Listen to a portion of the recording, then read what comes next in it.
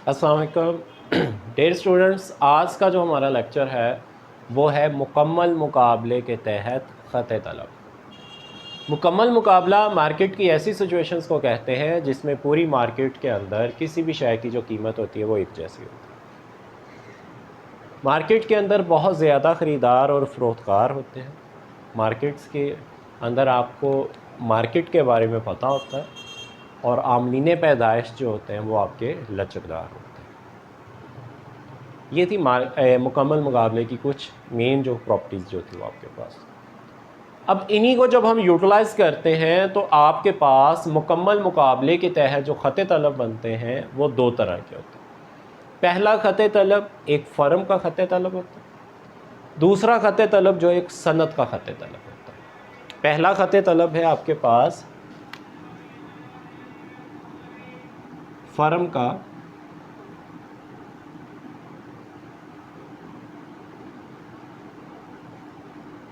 ख़त तलब, जबकि दूसरा है आपके पास सनत का ख़त तलब। फ़र्म के ख़त तलब में और सनत का जो ख़त तलब होता है इन दोनों में डिफरेंस है आपके पास।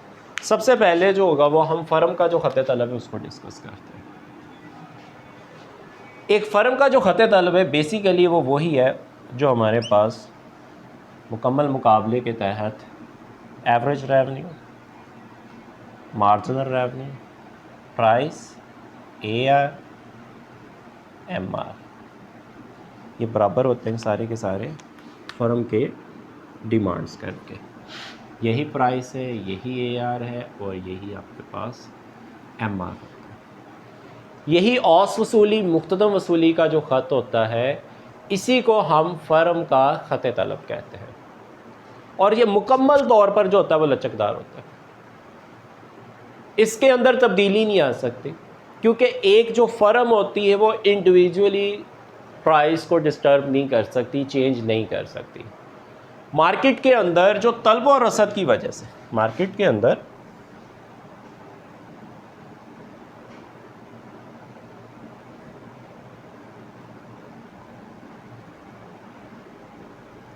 ये रसद का ख़त हो गया,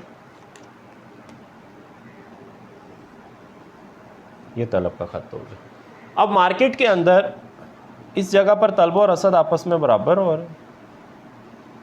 ये एक तवाज़नी कीमत होगी और ये एक तवाज़नी मिक़दार है।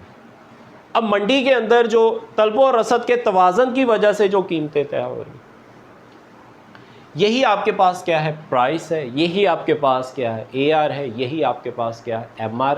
इंडिविजुअली कोई भी फर्म जो होती है वो प्राइस को डिस्टर्ब नहीं कर सकती, प्राइस को चेंज नहीं कर सकती। इसीलिए हम कहते हैं एक फ़र्म का ख़त तलब वही होता है जो एक फ़र्म की औसत वसूली का ख़त होता है, जो मुख्ततम वसूली का ख़त होता है, उसी को हम फ़र्म का ख़त तलब कहते हैं।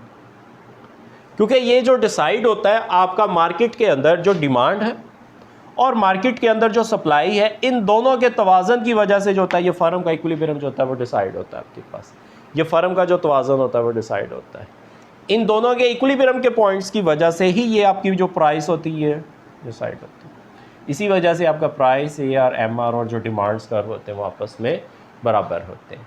इसी को हम फ़र्म का ख़त तलब भी कहते हैं और ये मुकम्मल तौर पर जो होता है वो लचकदार होता है। ये क्वांटिटीज़ के इजाफे या कमी की वजह से इसमें कोई तब्दीली नहीं होती। जो मार्केट में प्राइस डिसाइड हो गई है, चाहे उस पर एक मिकदार है, चाहे उस पर 10 मिकदार है, चाहे उस पर 100 मिकदार है, वो जो प्राइस डिसाइड है उसी प्राइस के ऊपर जो होगी वो ख़रीदारी और फ़रोख्तकारी जो होगी वो की जाएगी आपके पास।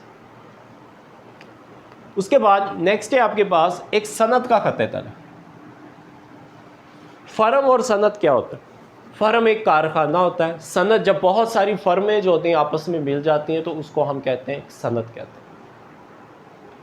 जब बहुत सारी फ़र्में आपस में मिल जाती हैं तो उसको हम कहते हैं सनत कहते हैं।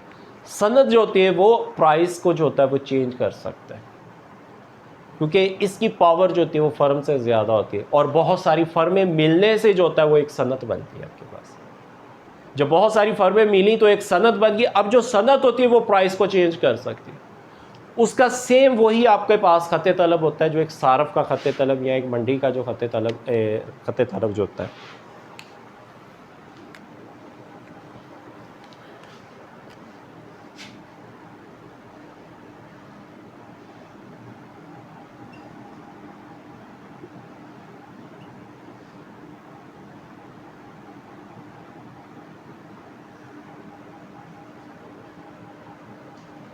अब ये वाला जो खत तलब है ये बेसिकली किसका, एक सनद का खत तलब, ये एक फर्म का खत तलब हो गया आपके पास।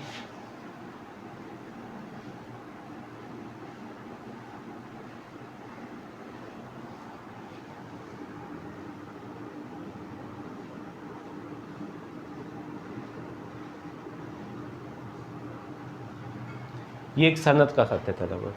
सनद के खत तलब का जो झुकाव है वो मनफी है आपके पास, जो इस चीज़ को रिप्रेजेंट करता है आपके पास कि quantity of demand is equal to function of price.